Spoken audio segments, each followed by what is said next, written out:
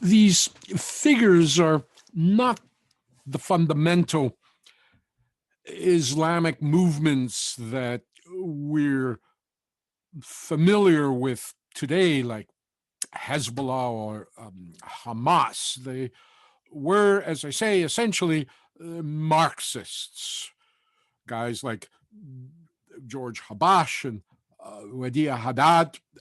They were also rivals, of course, to Arafat, forming a whole alphabet soup of various Palestinian organizations, like, for example, the PFLP, the Popular Front for the Liberation of Palestine, and the PDFLP, the Popular Democratic Front for the Liberation of Palestine, and so forth and so forth. And gradually they are radicalized, but of course they could have been dealt with up until the 1990s, in the sense that as secular political movements, they could have compromised in the way religiously driven movements cannot compromise. I mean, how do you compromise on your God? You cannot. So we probably lost that opportunity back in the 1990s, when Palestinians were still represented by secular forces. But back in the 70s, of course, they're very radical by the norms of the time. This is the era of hijacking, of course, and George Habash and Wadia Haddad, and much to the displeasure of Arafat, will now stage these series of hijackings of European flights to a field in Jordan, which will be very embarrassing to King Hussein of Jordan, who at this point, after the 1967 war, is hosting the Palestinians in Jordan. And of course, it's typical of that, as we again might call it, the golden age of terrorism, that the passengers are disembarked from the planes and then the planes are blown up. We know what Al Qaeda would have done, or ISIS. So these out of control events happening on the periphery are something that is affecting everybody, as not only participants but as well observers. People become very much enamored with, for example, Layla Khalif, the sex symbol of the Palestinian movement, this young, again, I don't use the word pejorative terrorist, but this young insurgent, if we want to call her that, who is a hijacker. And again, she captures the imagination of young people in the way that the long-haired Che Guevara did. And Gaddafi, of course, is riding on this wave of popularity, especially in the Middle East, who are looking for heroes and rejecting their own leaders. And of course, King Hussein is going to go to war with the Palestinians in Jordan as Palestinians begin to assert themselves there, and suddenly becomes this kind of reactionary villain in the Middle East, as the Palestinians, rather than fighting the Israelis, are now fighting the Jordanians. And in fact, this is the birth of the Black September movement. In 1970 September, the Jordanians massacre a huge amount of PLO fighters and refugees. It's seen as a conspiracy between the King of Jordan and pro-Israeli and American forces. And out of that, of course, will be born the Black September movement, who to this day we really don't know whether they're Arafat's tool or whether they genuinely were independent of the PLO. Certainly administratively they were, but were there secret links? Those groups did not really keep the kind of archives that governments do for us to know. But once the Munich Olympic massacre takes place in September of 1972, our kind of love affair with the Palestinians very quickly now begins to fade. Certainly in the West, certainly among Americans, maybe less so in Europe, but in general, the term terrorism now becomes the working term. And of course, Gaddafi is easily moving between guys like King Hussein and guys like the ones who are pirating airlines and committing hijackings and acts of terror, and with the oil producing countries as well. So he fluidly moves between these various power interests: oil, Arab nationalism, and of course Palestinian radicalism as well. And certainly Gaddafi will have a kind of traditional anti-Semitic upbringing. It might not be as crazy as that of the Nazis, but sufficiently enough for him to have various notions of, a Jewish conspiracy and the threat that Israel presents. Gaddafi certainly will be regarding Israel as a kind of a Zionist conspiratorial state that is backed by the United States. He engages with leaders around the world. He particularly in Africa, and of course, he finds in Idi Amin in Uganda, another dictator that unfortunately I won't have time to discuss, but certainly Idi Amin is, like Gaddafi, a product of the British military system, and of course also a product of a post-colonial system. So certainly the two right away are kind of kindred brothers. Very quickly, he travels into the Warsaw Bloc. Tito will receive Gaddafi. Ceausescu will as well. In fact, Gaddafi will leave quite a lot of money behind in Romania, oil money, as the Romanians are going to sell a vast amounts of arms and explosives and other ordnance to Gaddafi, who was going to put it to use around the world. I will get to that in a couple of minutes. Here he is in Poland in the 1980s. Castro and Gaddafi will be quite close. Nelson Mandela as well, once he is released from prison. And we'll actually see that Gaddafi and Mandela will cook up some mischief near the end of Gaddafi's career.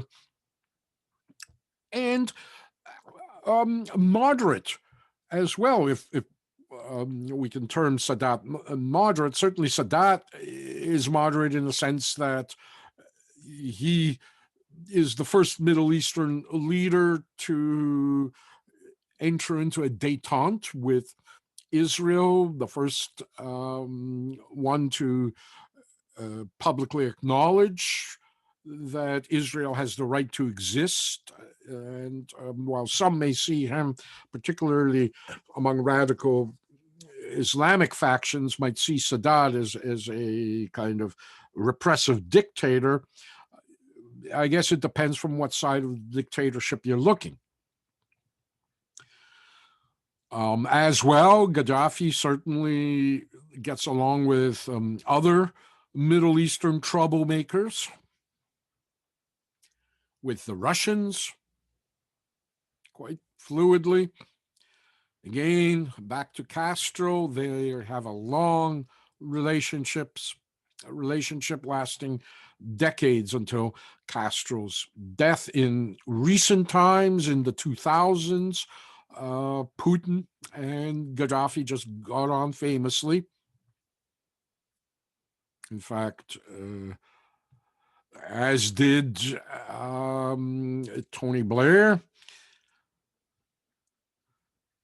as did Silvio Berlusconi of Italy, and Obama, the first U.S. president to actually meet and shake hands with Gaddafi. Gaddafi, of course, praised Obama as the son of Africa.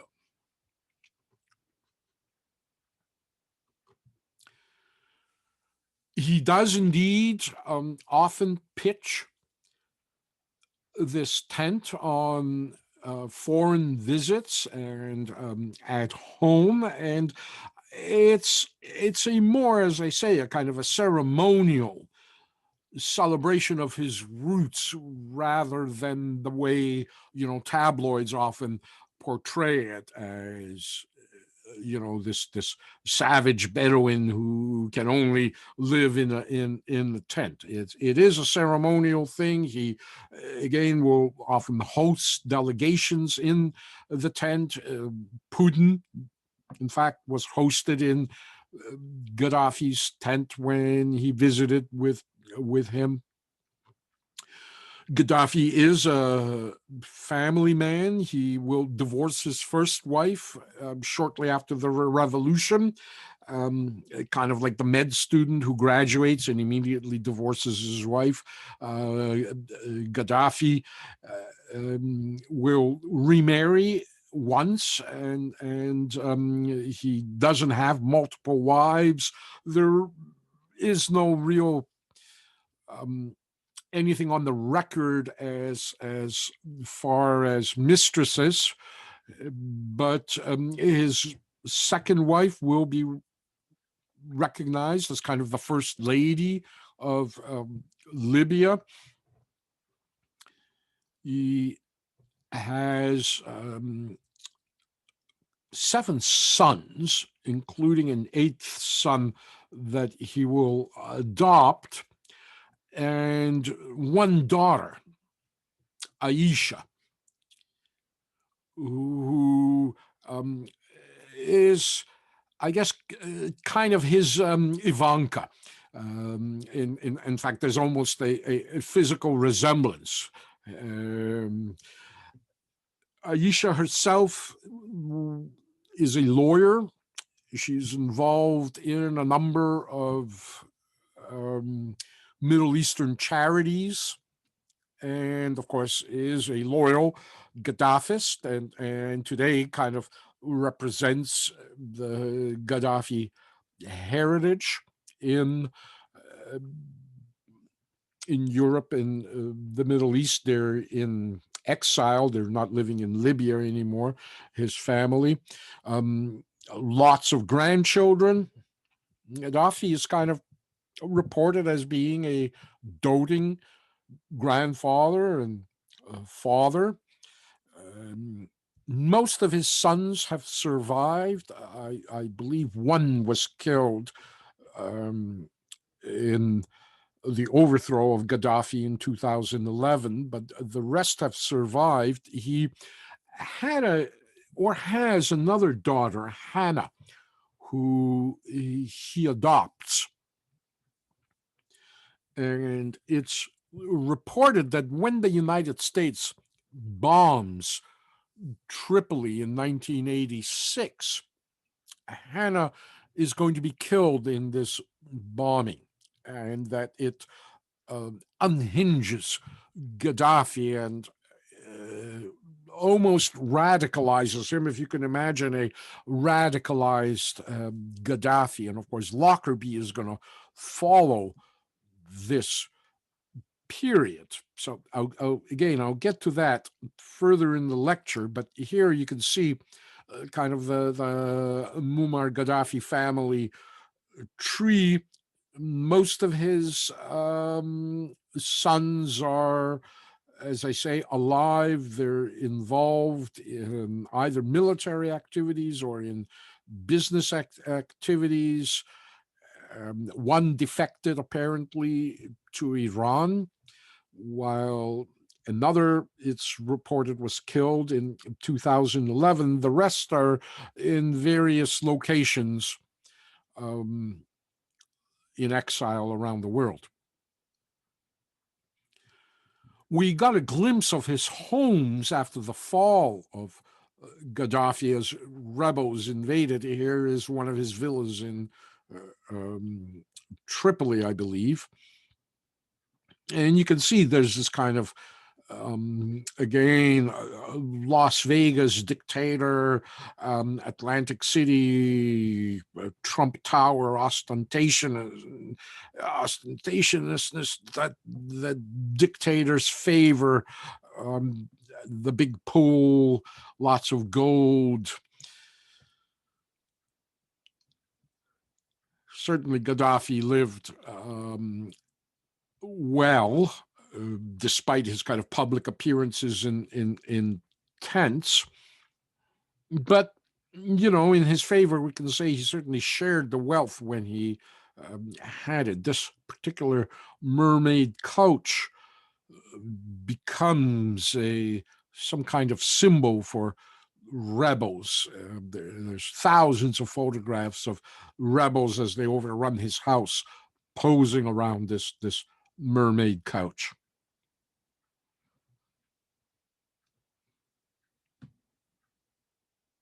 As they sack and loot his residence, or one of his many residences.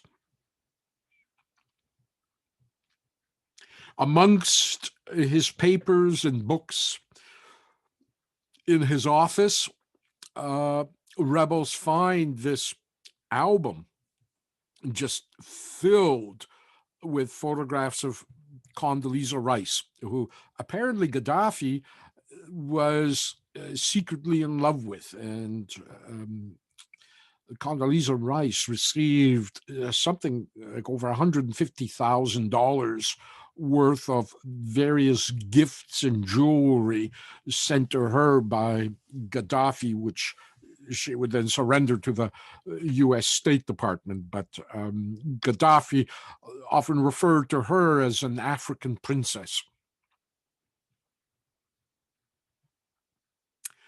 So what does Gaddafi do? First, once Gaddafi seizes power, he is going to implement a very ambitious foreign policy intending to alter the map of the Middle East. He is one of the leading figures to conclude what began before he took power. Was an attempt to form the so-called Federation of Arab Republics, which they sign into existence in 1972. This is a federal union of Libya, Egypt, and Syria. It will happen only in name. On the books, it exists from 1972 to 1977. They will even have a flag, and this flag actually outlasts the federation, but it never really functions. Very quickly, they begin bickering among themselves and don't come to any kind of conclusive policy. He will as well wage a war against Chad to the south. We're talking about this kind of desert territory where nobody knows really where the border lies. Neither Libya nor Chad were, states in the modern sense of the word with defined borders and so there was this kind of neutral Auzo strip separating the Libyan desert from the Chadian desert. And Gaddafi, of course, goes to war with Chad over that territory. And of course, the French have a very large presence in both Niger and Chad. And so this begins to involve the French as well. This is a prolonged war, which will last from 1978 until 1987, nearly 9 years. And in 1987, the government of Chad will accuse Libya of using toxic gas and napalm against its forces and against rebel forces. And indeed, evidence suggests that Libya was using at least mustard gas, which certainly is a chemical agent, and it's one that existed during the First World War, one that was used by the Italians in Somalia and used in Libya as well against rebels. So there's certainly Libyans had an experience with mustard gas, at least being on the other end of it. This war as well will become known as the Great Toyota War, because mostly it's fought with armed platforms on Toyota pickup trucks. And I mean, that's the way you would have to fight a war in the desert, essentially. You needed that mobility. It's not an infantryman's war.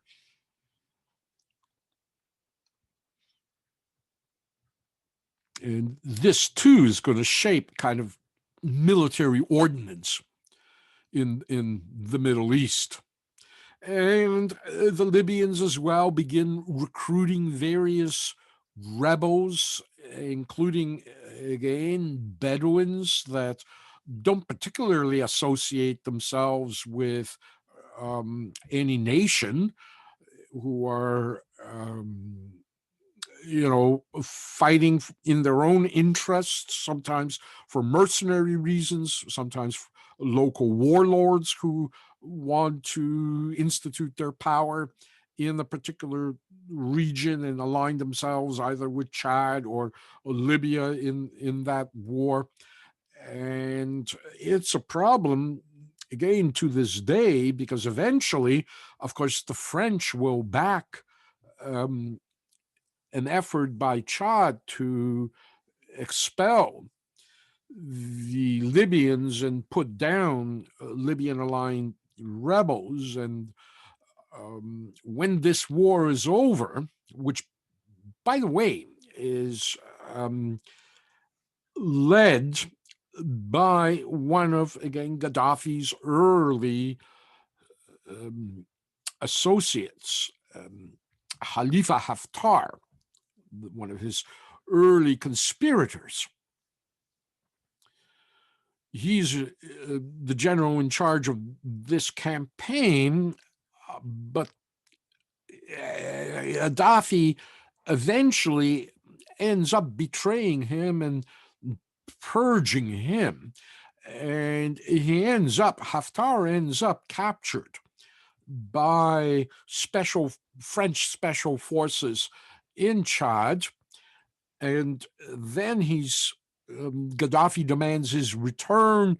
Gaddafi essentially blames Haftar for exceeding the kind of territorial limits, because there was a peace treaty that was then breached by the Libyans. Gaddafi makes it seem as if Haftar did this on his own. He demands Haftar's return to Libya to stand trial, and now the French instead turn him over to the CIA, who exfiltrate Haftar back to the United States, where he will be sheltered in Falls Church, Virginia.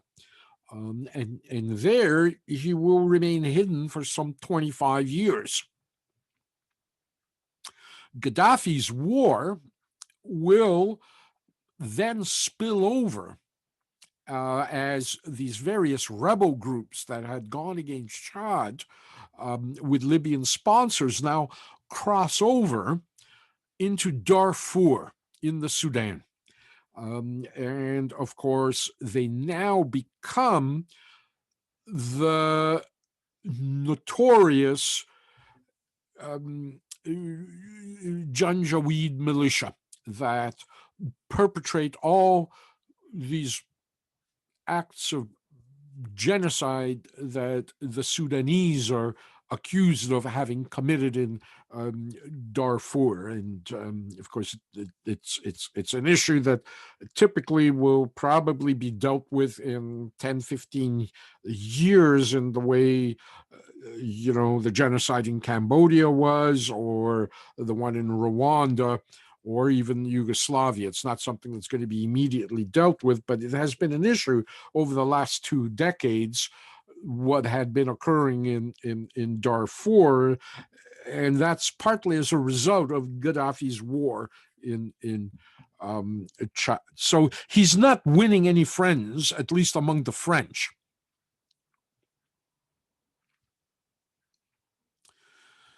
Gaddafi as well is dealing with opposition among Libyan students studying abroad. As Libyans leave outside of Gaddafi's immediate control, many of them begin forming opposition groups, and Gaddafi begins to send assassins to kill some of the more prominent or powerful leaders in the foreign opposition to Gaddafi. And of course, there are famously 1984 in London, these demonstrations in front of the Libyan embassy. And Gaddafi had formed these so-called Euro-Libyan Action Committees.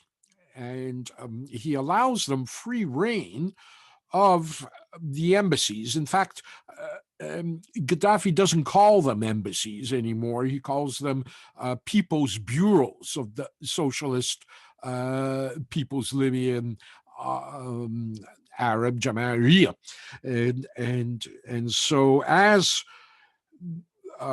demonstrators in London are demonstrating around this facility, an embassy, even though that's what it is, even though Gaddafi won't call it that, somebody from one of these political committees who's not on the diplomatic staff and does not have diplomatic immunity begins to fire on the crowd, and in the crossfire, Yvonne Fletcher, who actually you can see standing in the center, a London police officer, is shot and killed. This is 17th of April, 1984.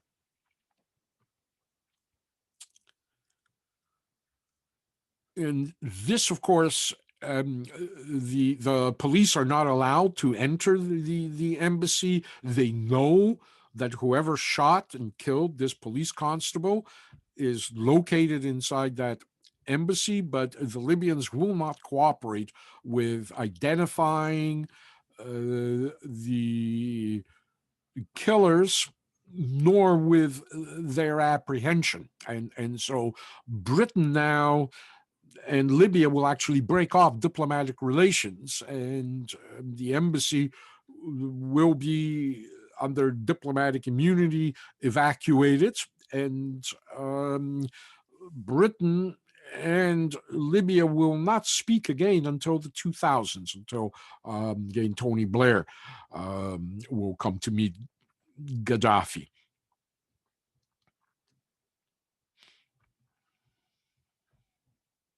But this, of course, begins this for Britain's. Well, I shouldn't say it begins, because there's something else that Gaddafi is doing. This is actually, maybe it doesn't begin, is actually the cherry on top. Well, not quite yet that either. It's going to be Lockerbie that will be that. Gaddafi is going to wage war against Britain, essentially.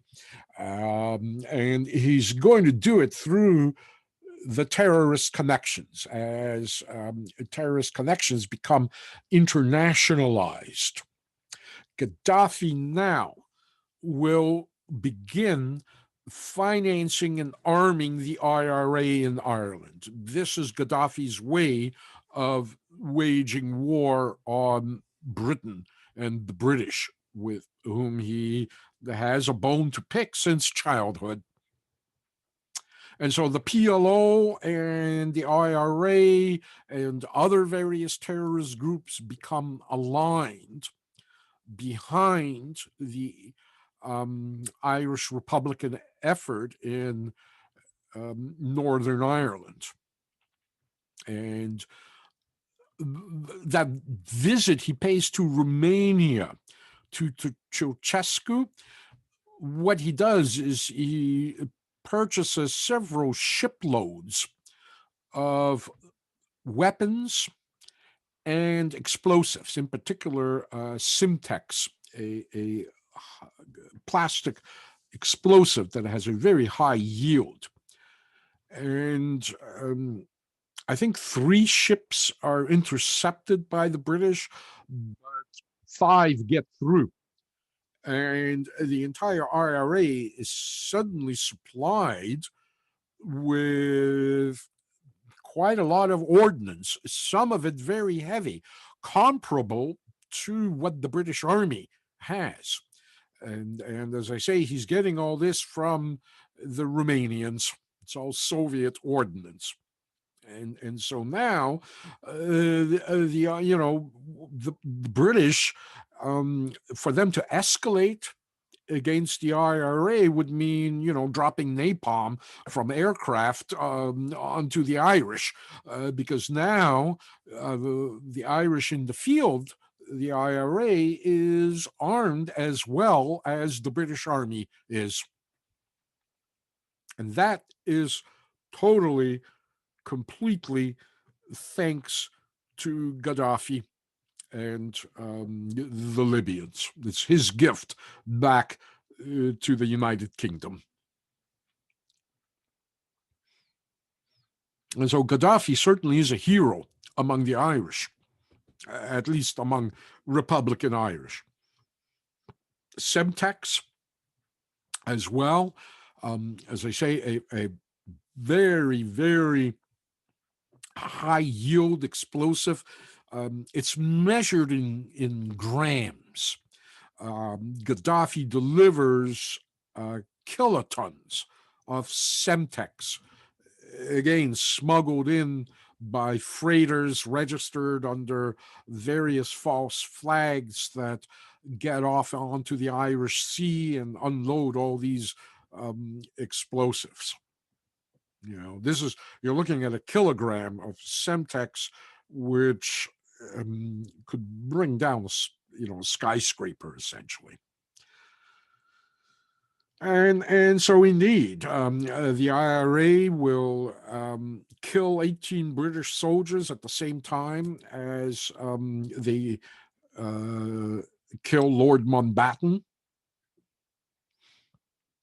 blow him up in his ship. The British cabinet just manages to survive an IRA blast in a hotel where they're holding a meeting.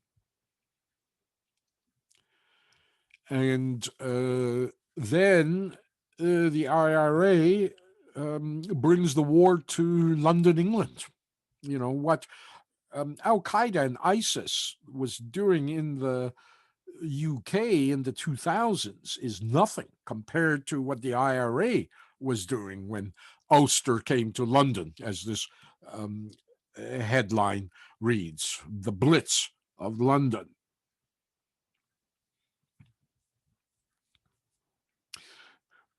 The 1980s and late 1970s were not a good time in London to be visiting there.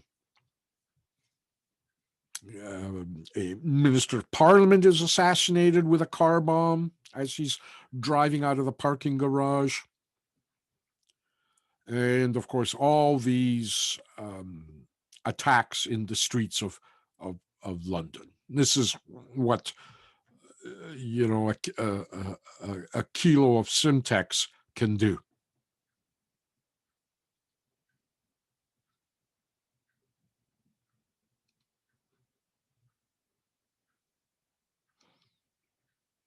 And so Gaddafi now becomes a financier of various groups. The IRA, of course, will make a tactical mistake when they attack the Royal Horse Guard, car bomb. It outrages the British, of course, because you can take as many human lives as you need to, but God help you if you chase a fox or hurt an animal in England. This was the worst kind of strategic mistake the IRA ever made when they killed these horses. Never mind the cavalry riders who were riding them who were also killed, but it just outraged the British, this kind of act of animal cruelty, and was almost all-out war against the IRA after this. But indeed, the British Army could not defeat the IRA thanks to Gaddafi, and essentially had to then sit down at the negotiating table with who they considered as terrorists, something that normally states do not do, but the British had to, and we still have that somewhat fragile peace in Ireland today. Gaddafi as well is financing other groups in Europe in his anti-colonial agenda again. The Red Army faction, the Baader-Meinhof complex in Germany. They too, this is kind of a middle-class terrorists. Ulrike Meinhof, a left-wing journalist, and Andreas Baader, a kind of delinquent psychopath who come together to form the Red Army faction, a urban guerrilla group. They are equipped by Gaddafi. They're trained in Palestinian camps in Jordan and Yemen. And of course, they will terrorize Germany and American troops stationed in Germany. And as German officials and executive begin laying armored plate on their vehicles, the Red Army faction comes back with heavier and heavier ordnance, very much in the way the Irish did. RPGs, rocket-propelled grenades. So it's full-out war. And, of course, there are attacks on U.S. NATO facilities in Germany, which is now going to spark even more problems for Gaddafi with the United States. Gaddafi will bankroll the Red Brigades in Italy, and for obvious reasons, considering the old relationship of Italy to Libya. And some of the targets of the Red Brigades are going to be U.S. personnel, including um, the kidnapping of General Dozier in northern Italy. And he's stationed at Verona, but he will be um, abducted by a Red Brigade cell from Padua, and he will be rescued. But certainly the United States is being targeted now, and sometimes they don't quite understand what the strategy of the targeting is. I mean, the ideology is clear, but what's the strategy? And gradually, Gaddafi's hand is becoming slowly exposed as this kind of guiding light that is subcontracting various terrorists to strike out at U.S. targets. And so Dozier, he's held for I think a number of weeks before he's rescued by Italian special forces. As I say, he will luckily survive his captivity. Of course, ETA, the Basques as well, are going to be backed by Gaddafi. Gaddafi essentially now becomes this kind of banker of what he would describe as anti-colonial forces. And of course, the Basques themselves feel they have been conquered and colonized by the Spanish and want to have their own culture, their own state, not be part of Spain.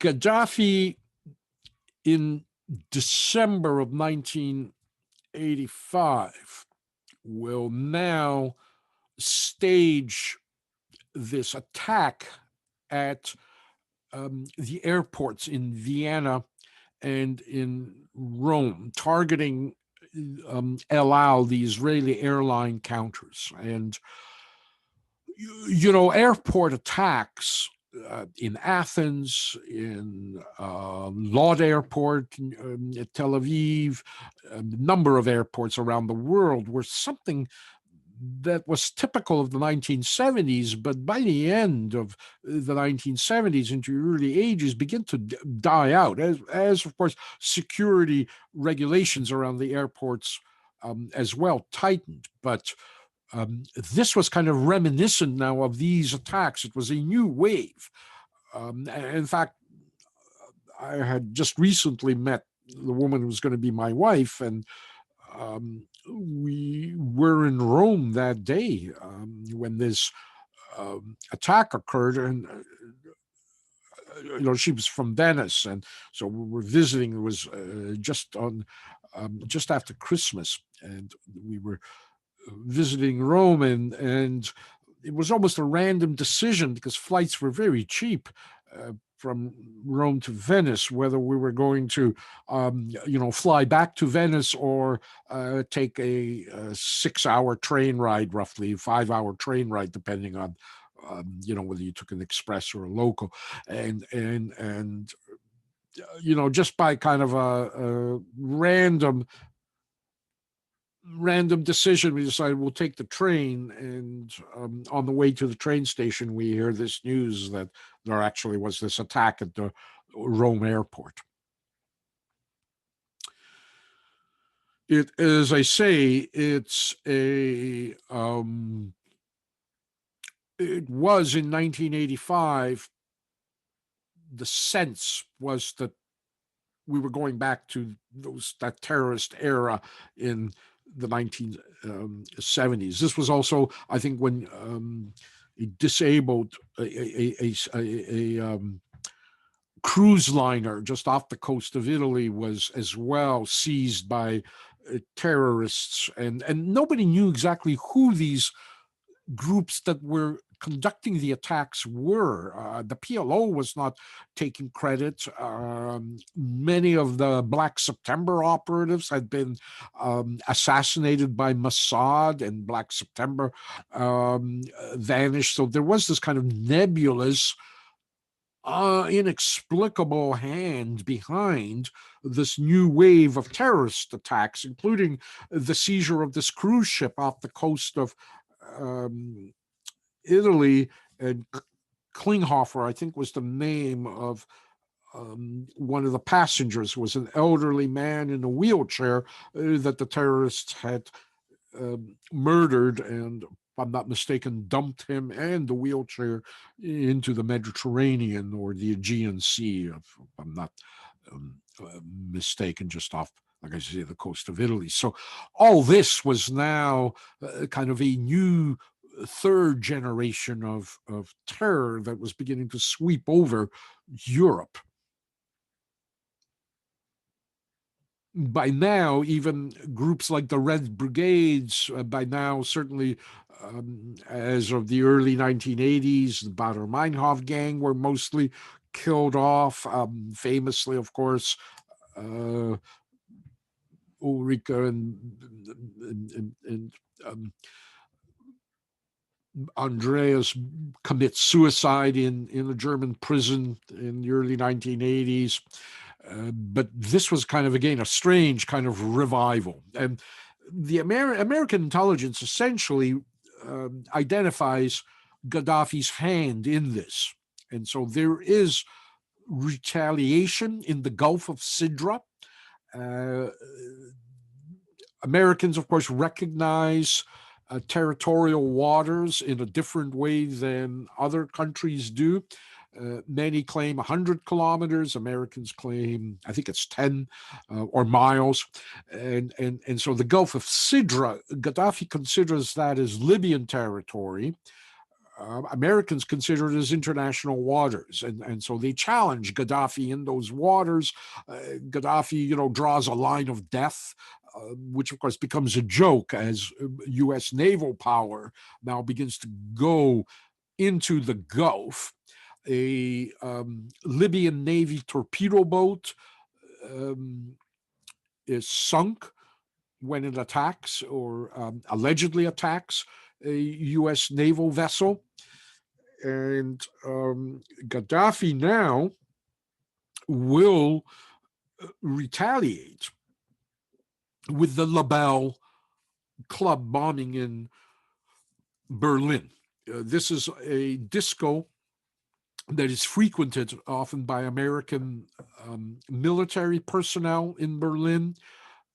Several people get killed in the bombing. I believe one American serviceman is as well killed in the Labelle disco bombing. But by now, Ronald Reagan is president. So this is occurring in the spring of 1986. And so, in retaliation now for the Labelle Club bombing, the United States unleashes this bombing campaign of Tripoli and Benghazi. It's now almost open war on Gaddafi. And here, actually, you can see the line of death across the Gulf of Sidra that Gaddafi drew. And, there's a engagement in the air between Libyan Air Force planes and U.S. Air Force planes. The United States, of course, prevails. And it's in this bombing that Gaddafi's adopted daughter, Hannah, is reported to have been killed. And Gaddafi's home is bombed. And he famously is photographed at what is said to be the site of his adopted daughter's death.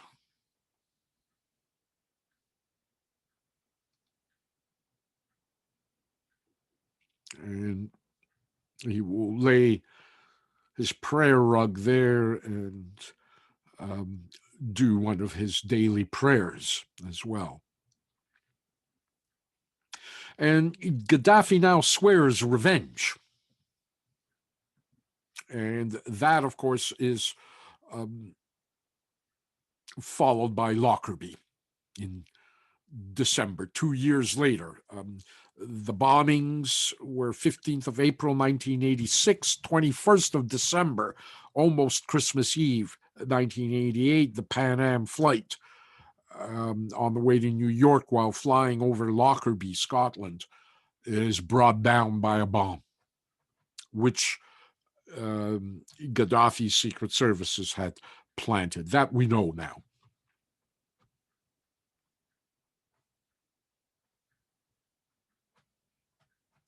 Gaddafi's definitely going over the. I mean, he destroyed Pan Am. That was the end of Pan Am, and of course this kind of lethal bombing of a passenger flight, civilian passenger flight, just now begins to frighten everybody.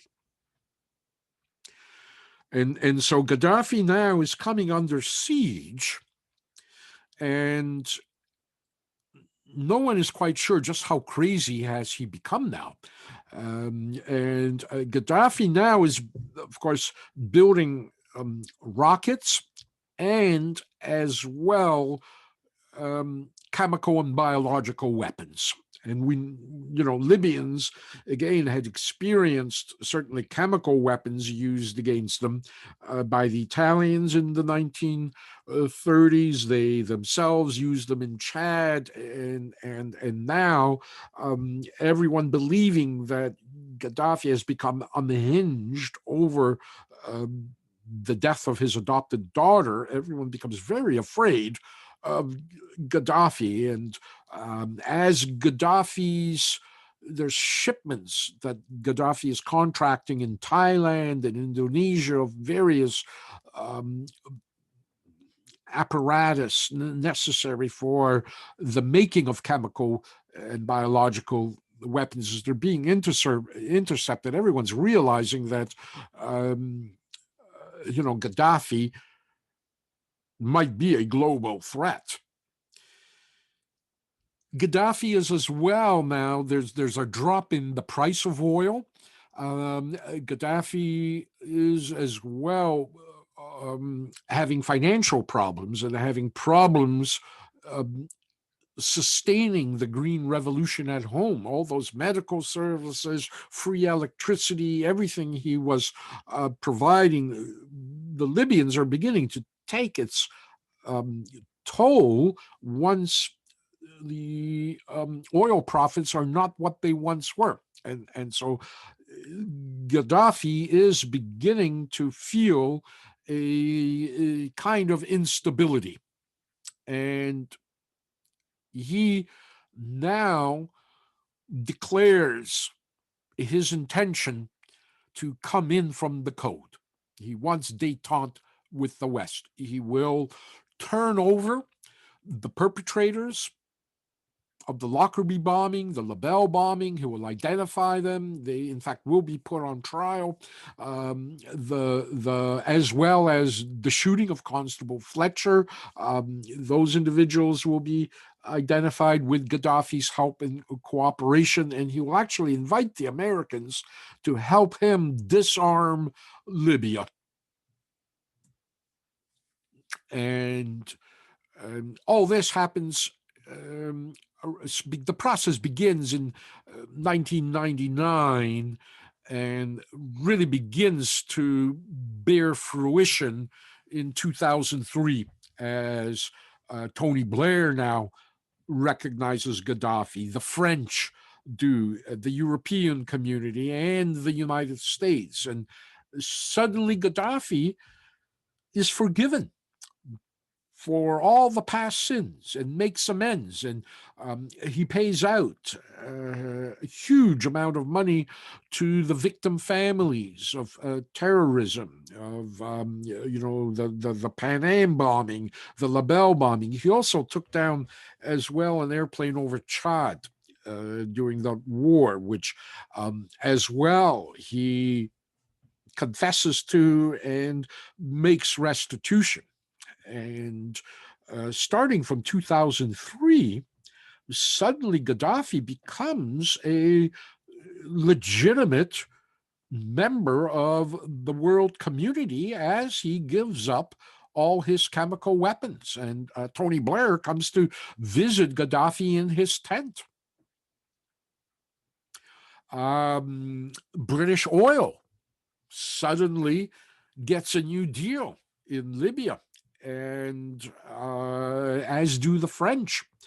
And suddenly there is a return of control to, or partial control to, the oil companies over Libya's oil reserves, as Gaddafi indeed is becoming desperate. The problem, of course, we learn about just how crazy Gaddafi might have been, and how forgiving the West is. The question of Hannah, the death of his daughter, becomes even more a question after the fall of Gaddafi, as it becomes clear, as photographs are being found among Gaddafi's property. There are pictures of Hannah growing up, and beyond the age, the 3-year-old age that she was supposed to have been when she should have been killed in that Tripoli bombing. And it's only after his death in 2011 do we realize that that there was a myth that we had all believed in, which Gaddafi essentially perpetuated as a way to, disinform what might have been guiding him in this kind of terroristic radical strategy that he was taking with these weapons of mass destruction. There's Hannah with Aisha and Nelson Mandela in the 2000s. And so apparently she's a medical doctor somewhere. It's not quite clear where she lives, but the general thinking is that indeed Hannah was not killed in that bombing raid over Libya in 1985. She might not even have been there. So Gaddafi appears to us, certainly in the 2000s, now as a survivor who emerged through this difficult time and has joined now, has been forgiven, has paid his due, and is joining the international community. He's almost becoming a comic figure in many ways as he becomes more eccentric and extravagant with the last two decades in the 2000s. It's quite the show that Gaddafi now begins staging as well. He seems quite mad, in fact.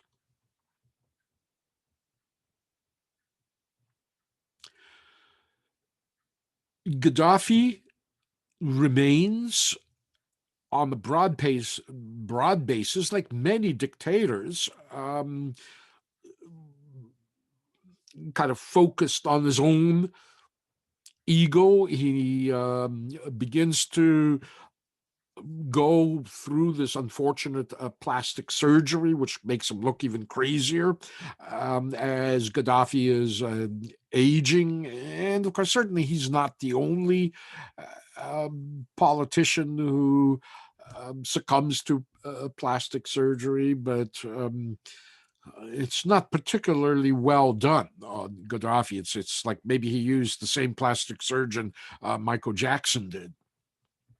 But Gaddafi survives from time cover to time cover, year to year, right to the end, until he won't, until he'll be gone. He remains largely, like many dictators do, very popular. And I think I talked about this, how this popularity is not really not really a lie. It's certainly a kind of an artificially induced popularity, but a lot of Libyans love Gaddafi and remember the things that Gaddafi had done for them in the way that a lot of Russians remember Stalin and the things that Stalin did. Mussolini made the trains run on time. Is one of the things Italians say, knowing how much of a cliche it is. And Mussolini certainly gave Italians a lot of pride and nationalism in the kind of conquests that he at first succeeded in making in the 1930s. And often dictators will thrive on that and people will back them. I don't think there are very many dictators in history that did not have a broad popular support behind them, and of course support of the elites as well, which is important. But Gaddafi is popular and loved by many Libyans. In the same way, there are many who hate him as passionately as those that love him. But Gaddafi, after doing everything he did to Europe and the United States, being recognized now as a statesman like any other, coming in from the cold is a heroic moment for Gaddafi and his followers and Libyans, as I say, as Gaddafi comes out of the cold in 2003. By now, Gaddafi really is um, eccentric, especially with this bevy of virgin bodyguards like nuns. He, in the last decades of his life, will surround himself with these Amazonian bodyguards.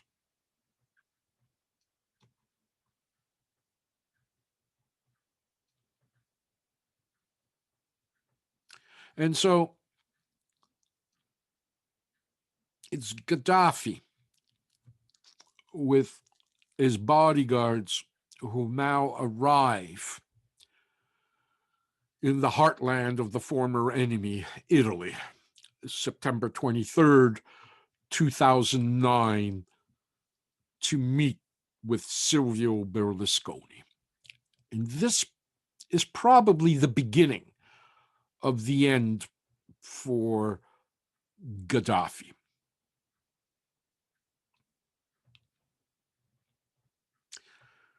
No one is quite sure what's going to happen, but Berlusconi and Gaddafi appear to hit it off right away.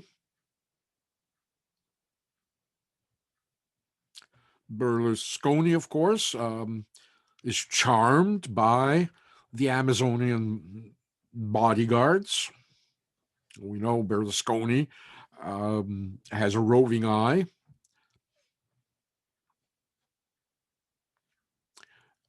And Berlusconi now is going to escort Gaddafi to the Italian Senate as well, where Gaddafi will be received in the same palace where Mussolini's colonial administration used to repress Libya.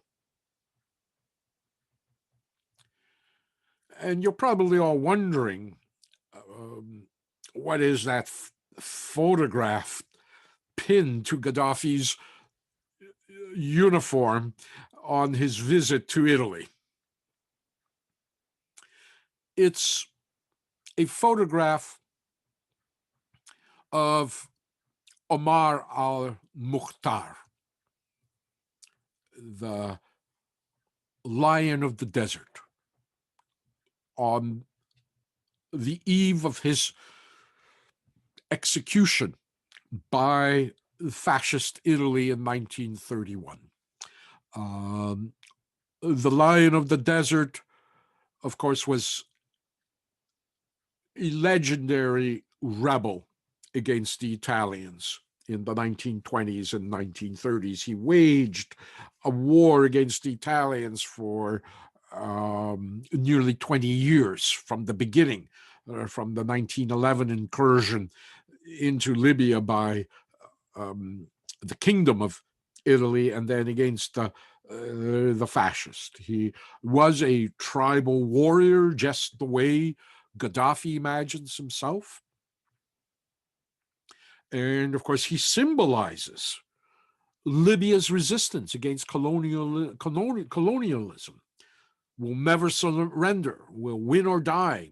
You've to fight the next generation and the next, and I'll live more than my hangar. In fact, Gaddafi, in a way, sees himself as the reincarnation of the lion of the desert, of Mukhtar. And Mukhtar, of course, will be hung by the Italians, a particularly humiliating way to be put to death in many, not just Arabic culture, but in European culture itself. There's a kind of an honor in being shot by the enemy, but a humiliation being hung, hung like a dog, they say. And this is the last picture of Mukhtar just before he's dragged to the gallows. And on top of that, Gaddafi as well brings Mukhtar's grandson with him as well to this visit to Italy. And now Gaddafi appears before the Italian Senate with that image pinned to his uniform to take his tribute from Italy.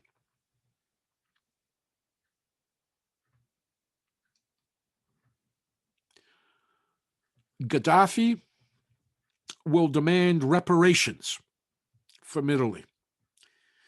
He demands that the Italians pay $250 million a year for the next 20 years to pay for the damage that they had caused when they colonized Libya.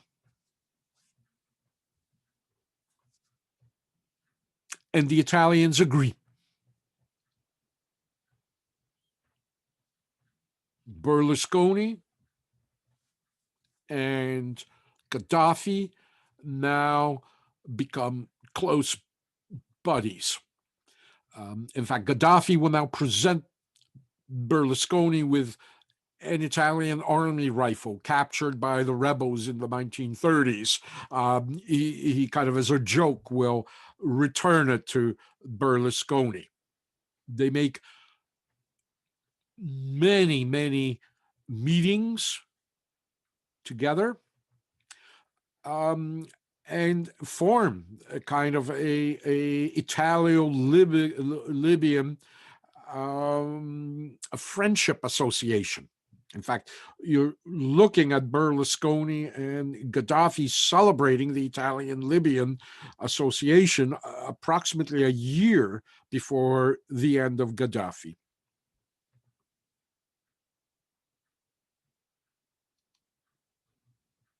Why? Why this turnaround by the Italians? Why this willingness to suddenly settle up with Gaddafi after he had let go all his weapons?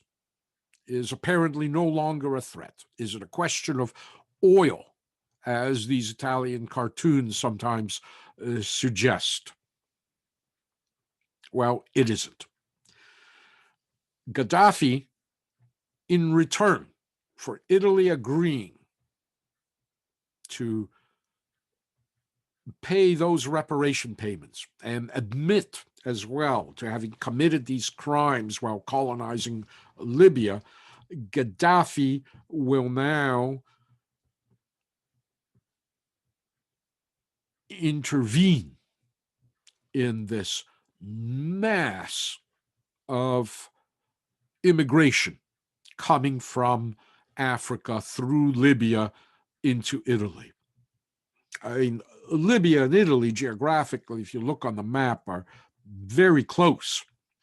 And throughout the early 2000s, um, Italy is under siege of tens of thousands, hundreds of thousands of desperate immigrants trekking, refugees trekking from Africa, trying to get into Europe essentially through Italy, since Italy, as I say, protrudes, especially around south of Sicily and off the islands, nearest to the African coast. I think the only closer region is the one between Spain and Morocco at Gibraltar. This is Gaddafi's new weapon, in a way. Um, and it's unclear whether Gaddafi had any kind of hand in sponsoring these huge waves of immigrants arriving in Italy. But the deal was made that Gaddafi will interdict any refugee flotillas or convoys departing from Libya toward Italy. And he will, as long as the Italians are paying $250 million a year. Refugees were literally washing up on resort beaches of Italy as tourists and sunbathers were rendering first aid. It was that bad. It was a national crisis in Italy.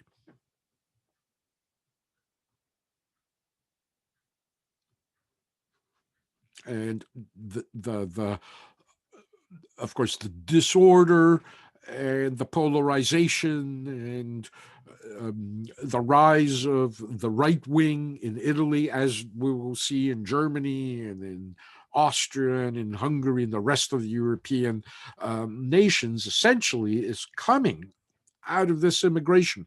And as I say, I have no evidence that, and I don't think there is any, that Gaddafi sponsored this, but I would not put it beyond him to have done so. We may find out later yet. It's those archives, they hold all sorts of secrets yet that we'll become privy to in 10, 20 years from now. But for $250 million a year, Gaddafi will call it off and bring some stability to Italy.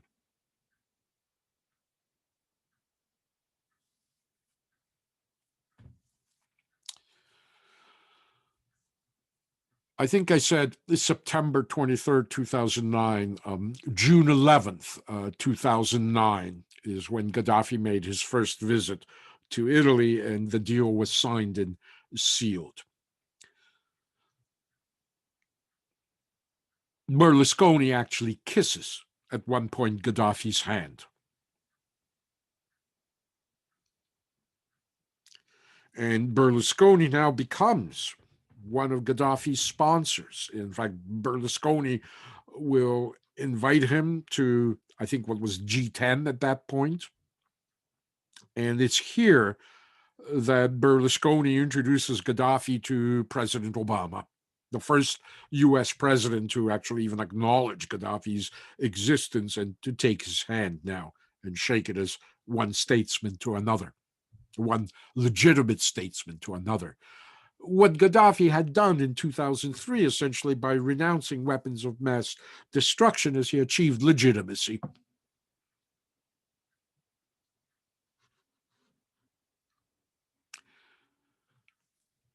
September 23rd, 2009, Gaddafi now travels to the United States, specifically to the United Nations, to make a speech to the General Assembly. He will travel with his tent, and Donald Trump will host him at a property he owns outside of New York City. In fact, the neighbors will complain, and I think it was in Bedford, New York, local city council will order the tent to be taken down.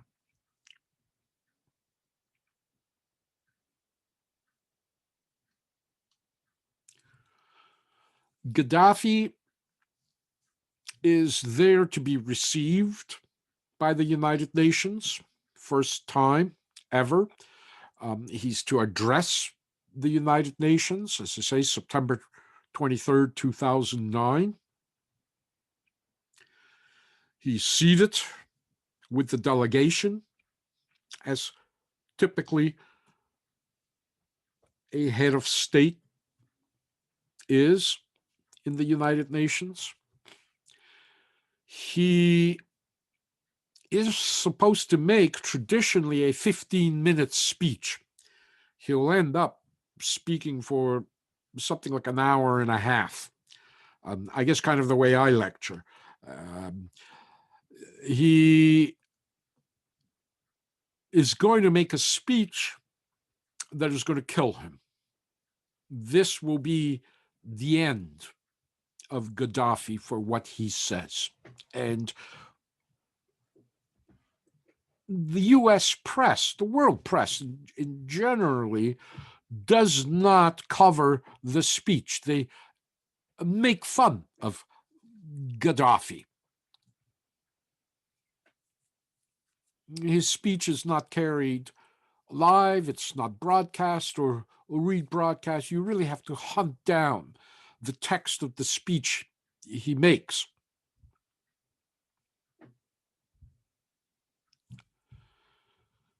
Gaddafi first attacks the Security Council structure of the United Nations, saying, how is it that, 5 countries from the Second World War to this day have veto power? Every country should have veto power.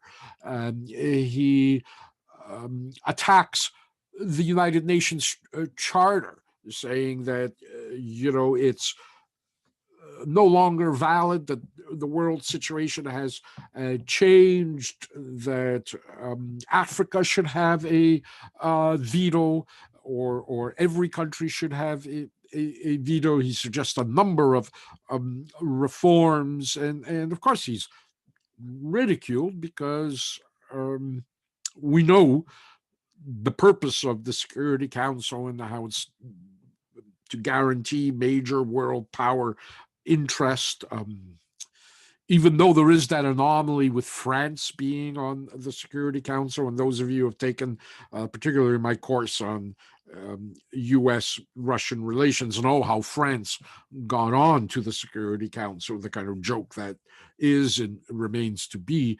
At one point, Gaddafi holds up an Arabic version of the United Nations Charter, and he tears it up and tosses it behind him.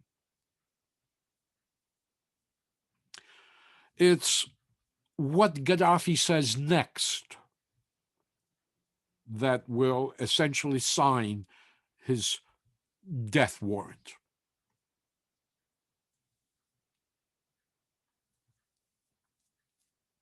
Gaddafi says, why are Africans going to Europe? Why are Asians going to Europe? Why are Latin Americans going to Europe? It is because Europe colonized those people and stole the material and human resources of Africa, Asia, and Latin America, the oil, minerals, uranium, gold, and diamonds, the fruit, vegetables, and livestock, and the people, and use them. Now, new generations of Asians, Latin Americans, and Africans are seeking to reclaim that stolen wealth as they have the right to do. At the Libyan border, I recently stopped 1,000 African migrants headed for Europe. I asked them why they were going there. They told me it was to take back their stolen wealth, that they would not be leaving otherwise. Who can restore the wealth that was taken from us? Why is there no Libyan immigration to Italy, even though Libya is so close by? Italy owed compensation to the Libyan people. It accepted that fact and signed an agreement with Libya, which was adopted by both the Italian and Libyan parliaments. Italy admitted that its colonization of Libya was wrong and should never be repeated, and it promised not to attack the Libyan people by land, air, or sea. Italy also agreed to provide Libya with $250 million a year in compensation over the next 20 years and to build a hospital for Libyans maimed as a result of the mines planted in Libyan territory during the Second World War. Italy apologized and promised it would never again occupy the territory of another country. Italy, which was a kingdom during the fascist regime and has made rich contributions to civilization, should be commended for this achievement, together with Prime Minister Berlusconi and his predecessor, who made their own contributions in that regard. If you decide to restore all this wealth, there will be no more immigration from the Philippines, Latin America, Mauritius, and India. Let us have the wealth that was stolen from us. Africa deserves $777 trillion in compensation from the countries that colonized it. Africans will demand that amount, and if you do not give it to them, they will go to where you have taken those trillions of dollars. They have the right to do so. They have to follow that money and bring it back. It's for this threat that Gaddafi makes at the United Nations that NATO will now bomb him into a sewer pipe. When he makes this speech in 2009, Gaddafi has about 2 years left on him. All that the European Union now needs is some excuse to finish Gaddafi. None of this was covered. None of this was reported to us. Gaddafi was essentially dismissed as an eccentric joke.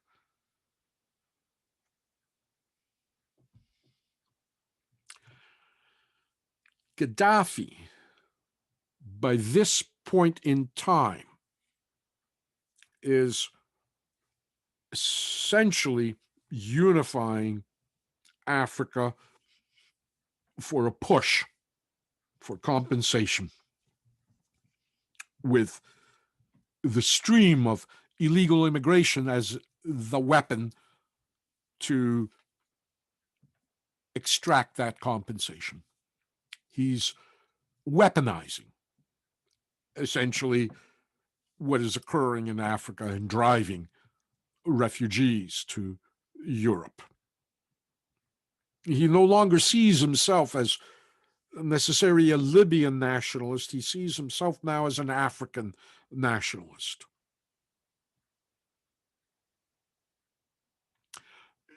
Gaddafi is one of the sponsors of newly formed African Union that's formed in 1999 in Sirte, Libya. Um, Sirte, Libya, remember, is the town where Gaddafi was born, near the town where Gaddafi was born. Um, it supersedes the Organization of African Unity that was formed early in the 1960s, beginning with the Casablanca Group and the Monrovia Blank. It encompasses all the different African organizations and becomes a single African Union, of which Gaddafi will be elected as chairman of the African Union. So when he makes that speech, he's not only speaking as the head of state of Libya, he's speaking as the chairman of the African Union. He's speaking for all the African countries.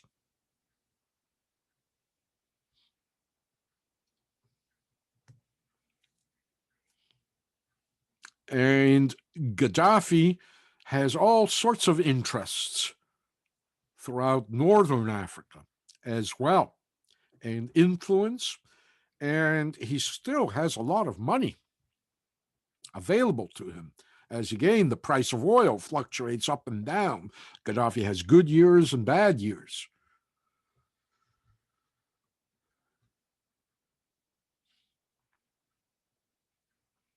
And Gaddafi as well has a partner, a radical, Nelson Mandela. We somehow see Nelson Mandela and Gaddafi as completely two different species, but they're not. Nelson Mandela is also educated and brought up on the works of Frantz Fanon. Nelson Mandela is also a guerrilla fighter or terrorist, if we want to call him that. Remember that old saying, one man's terrorist is another man's freedom fighter. Well, for us, Nelson Mandela is a freedom fighter. Under South African law, he was a terrorist. The ANC was a guerrilla organization waging a guerrilla war not only against the South African army, as much as it was a tool of a racist apartheid regime, nonetheless, the ANC was waging a war in the way the PLO was waging a war against the Israeli army, or the French resistance waging a war against the Nazi army. They were all labeled terrorists. And the South African civilian population was caught in the crossfire. But, we might condemn Arafat, even though we gave him a Nobel Peace Prize. Nelson Mandela, we too gave him a Nobel Peace Prize, but Victoria Street around Ryerson, of course, is named Mandela Walk. We have this admiration for the cause in which Mandela had perpetrated and ordered these acts of terrorism from 1981 to 1988. While Mandela was held in prison and heroically resisting all sorts of deals being offered by the apartheid government, he was at the same time ordering all these bombs targeting civilian people in South Africa. And so Mandela, man of the people or terrorist? Well, again, it depends from your point of view.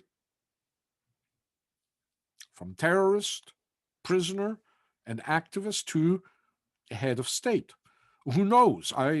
When I used to lecture while Osama bin Laden was alive, I used to sometimes propose to students that if Osama bin Laden survives his exile, maybe one day he will get a peace prize, just the way Menachem Begin did, the way Sadat did, the way Nelson Mandela did, and Yasser Arafat did. All of them got Nobel Peace Prizes. All of them at one point were terrorists and classified as terrorists, not just terrorists in name, but terrorists in law.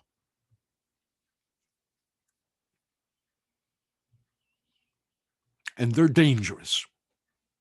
Whether they're holding a Nobel Peace Prize or not, they're dangerous. This is what they do. As Carl Sagan said, if we like them, they're freedom fighters. If we don't like them, they're terrorists. In the unlikely case we can't make up our minds, they're temporarily only guerrillas. And that's exactly what Arafat's Al-Fatah was, the Fedayeen. They were commandos, guerrillas, until we decided we didn't like them and they became terrorists. Osama bin Laden. Osama bin Laden was a freedom fighter when he was fighting the Russians in Afghanistan. In fact, that's the way the Western press described them. When Osama bin Laden began investing all his money in the Sudan into ostensibly what was supposed to be a highway. In fact, he was building his terrorist base in the Sudan. The headline was, anti-Soviet warrior puts his army on the road to peace. He was our hero, Osama bin Laden. And so Gaddafi is not alone in this. There's Nelson Mandela, who backs him up from the North African deserts to the veld in South Africa. Between Gaddafi and Mandela, the two of them now take the African Union in the radical direction that is going to be taking. Compensation from the Europeans, and of course Gaddafi's Libya is the gateway to it. And as long as the Italians were paying that $250 million, Gaddafi was willing to close the gate. But now, what about the French? What are they going to pay for what they did in Algeria? What about the Belgians for what they did in the Congo? What about the Germans for what they did in what will become Tanganyika in Namibia? The rest of the European countries, as Gaddafi said to them, are you going to send the money down here, or do we have to come up and get it? Oh, sorry, wrong picture. There is a kind of likeness. This is Gaddafi, again, ridiculed in our Western press as a joke. And that's the problem with how news is reported today. Everything's a tabloid joke. Nobody has a sense of the past or meaning. Gaddafi is dismissed as a Michael Jackson lookalike. And the opportunity now is going to come with the Arab Spring. When the Arab Spring begins in Tunisia, Gaddafi now stands up and defends all the regimes in power because he himself is afraid of something like the Arab Spring, which we too are not quite sure how exactly it begins. I mean, we have this very nice story about how in Tunisia, this vegetable seller in protest sets himself on fire, and how the entire Middle East revolts. In 20 years, we may read a very different version of what happened. But suddenly, as Gaddafi endorses the regimes in Tunisia and Egypt, protests rise up around the world against Gaddafi. Tunisia first, Egypt second, Libya now. is the call. Crazy, crazy Muammar. Step down now. And a lot of the accusations against Gaddafi are actually coming from radical Islamic groups as well, who want to get a foothold in Gaddafi's Libya that didn't really have a very strong fundamentalist Islamic movement there. In a way that the Islamic Brotherhood got a hold in Egypt until the military returned to power. And now, mysteriously, all these uprisings begin to occur throughout Libya. And as Gaddafi engages with the uprisings in war, the Toyota Wars begin again. These kinds of mobile military platforms that almost magically appear, begin to pour up across the Chad border from where the French still have control. And suddenly you have these armed militias in the field, these nebulous militias, and nobody knows who's in charge. And as Gaddafi now battles these rebellions, there's a world outcry. Gaddafi is a butcher, genocide, stop Gaddafi. And we hear these cries all the time. Nobody does anything about it. But this time, for some strange reason, despite all the genocides that have occurred in that region, including the one in Syria, for some reason, NATO is going to get involved. They don't get involved anywhere else, but they get involved in Libya.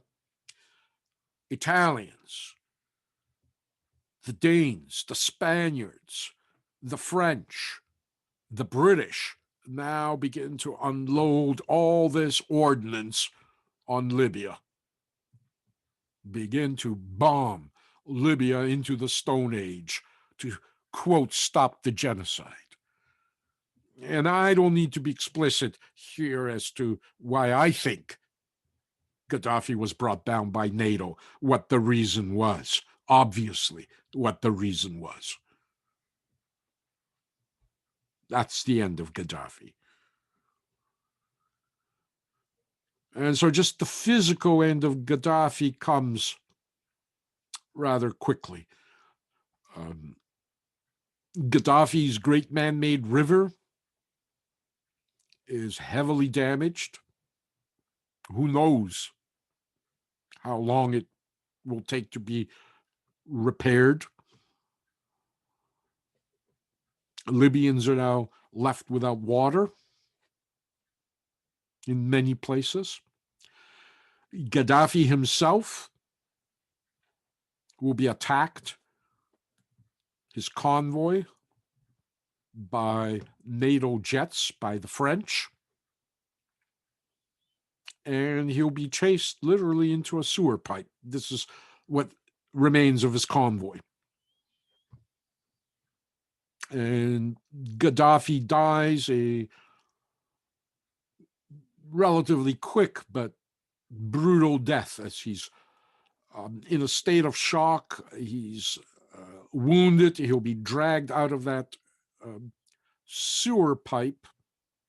And as everybody's cell phone is recording, Gaddafi will be hustled away, beaten, humiliated, and he will be put to death, summarily murdered. And the tabloid press will celebrate Gaddafi's death. That's for Lockerbie and for Yvonne Fletcher and IRA Semtex victims. Coward to the end. And indeed, Gaddafi's seen begging for his life. He doesn't understand why the Libyans have turned on him, or at least those Libyans have turned on him. And in some ways, we don't understand what actually happened here, how quickly this dictatorship came to an end, and how brutally it came to an end after 42 years.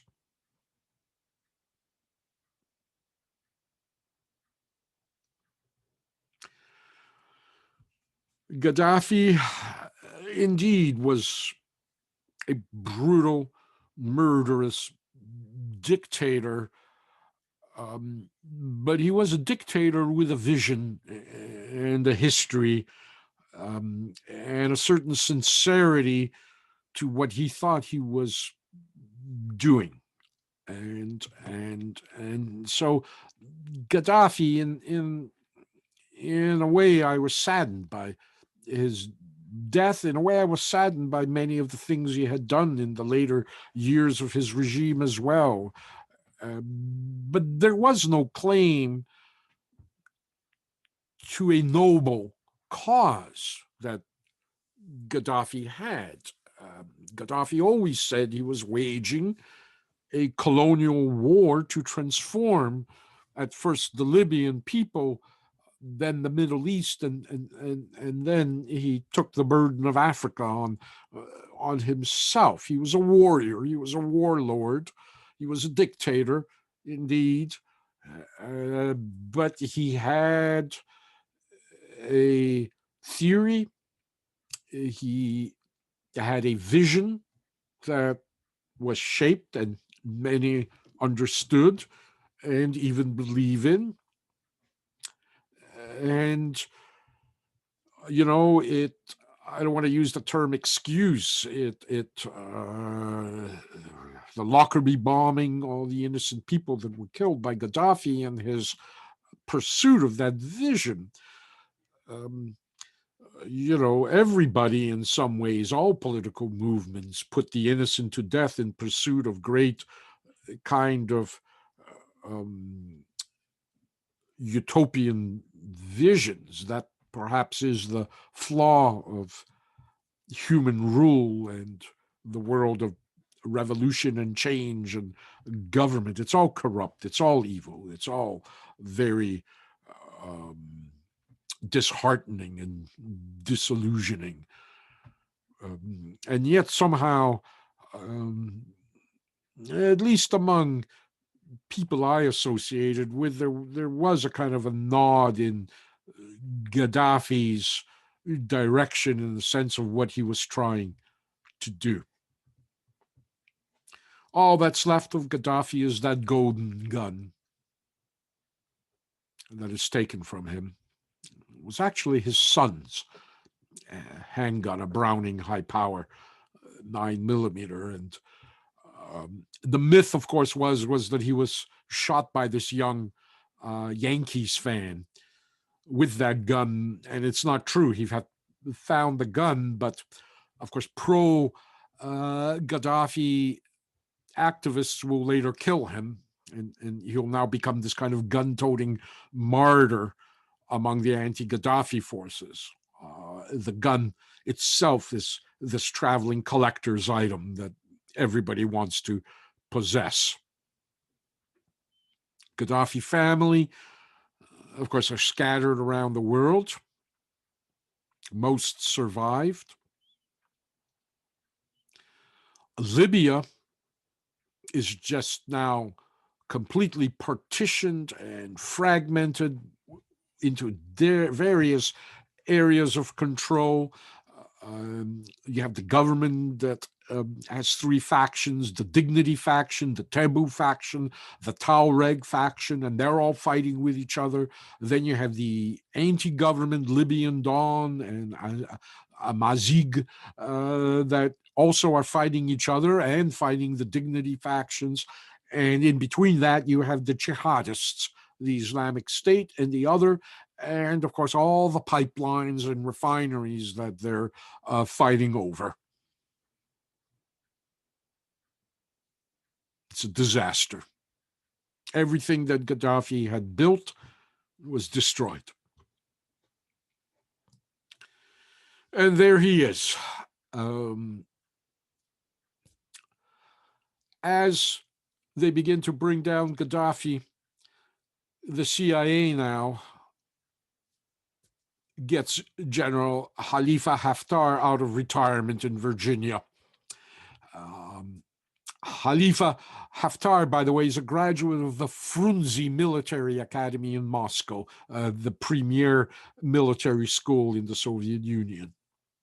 And Haftar now, after 20 years of exile, is now brought by the United States to Libya.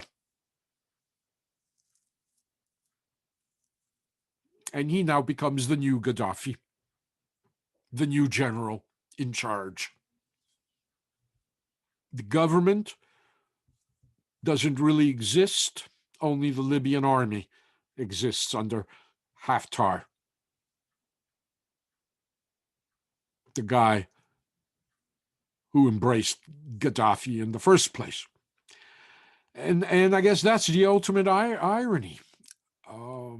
Nothing essentially has changed since Gaddafi was brought down and killed. Um, Same players, only perhaps less sincere. Certainly, Haftar is not going to go on any mission for the third world or to restore the dignity of Africa or to reclaim the colonial debt that's owed to the third world by Europe. Nothing of that. Haftar is going to be just like all the other thousands of military dictators in that region of the world and throughout the third world, wherever they exist. He just represents more of the same.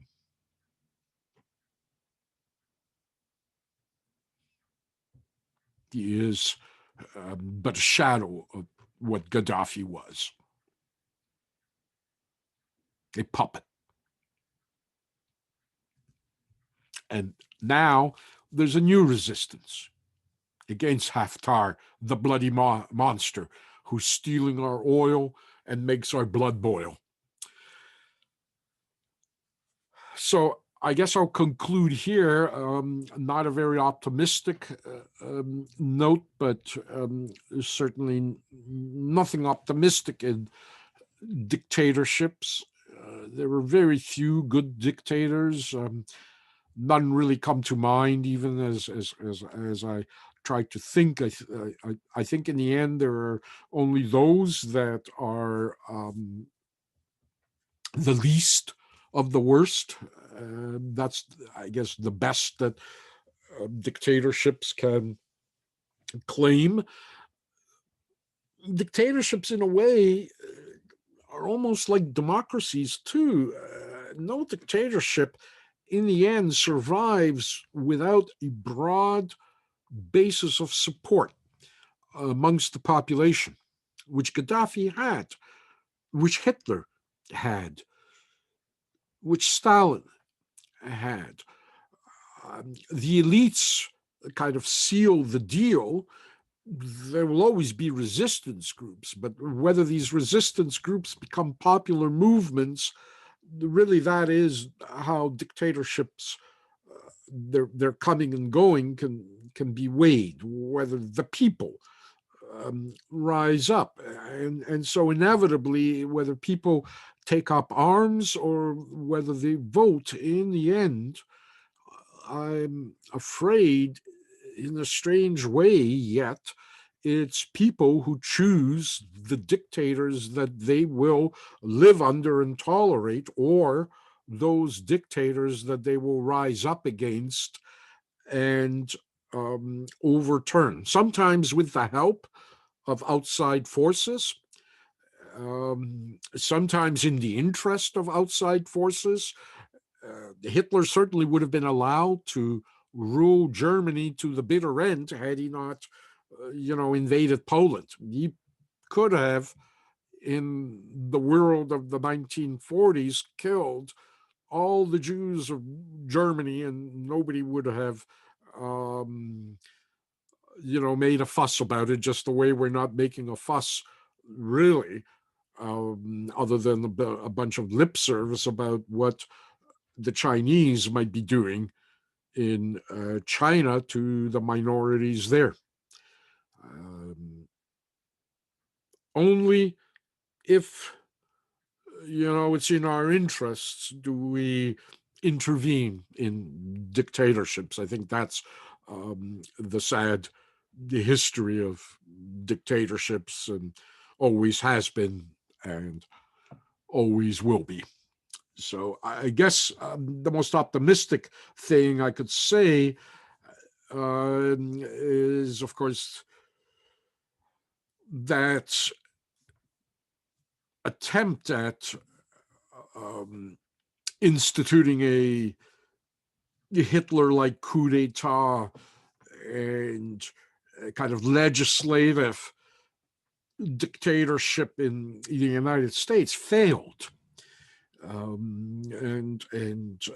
That's to the credit of the American people and the Constitution, that even an accomplice like Vice President Pence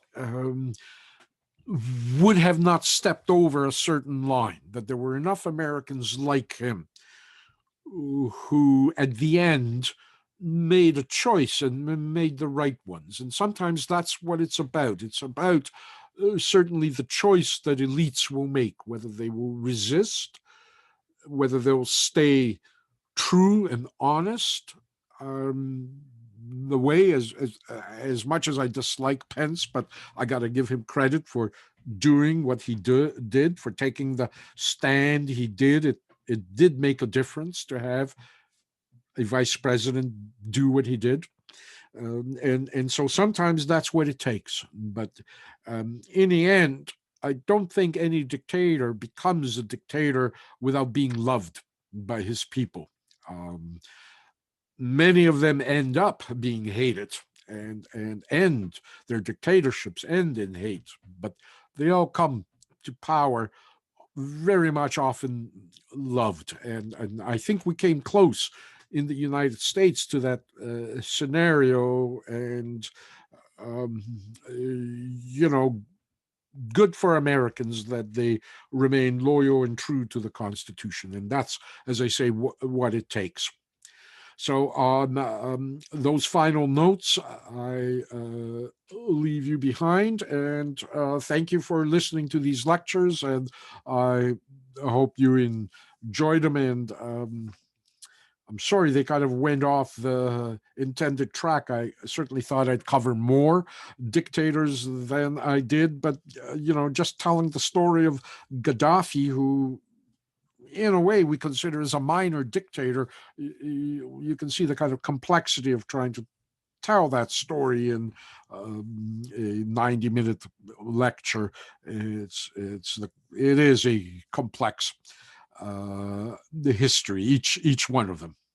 Thanks for taking these courses. I'm glad you enjoyed them, and hopefully soon we'll be back in the lecture hall where we can all see each other face to face.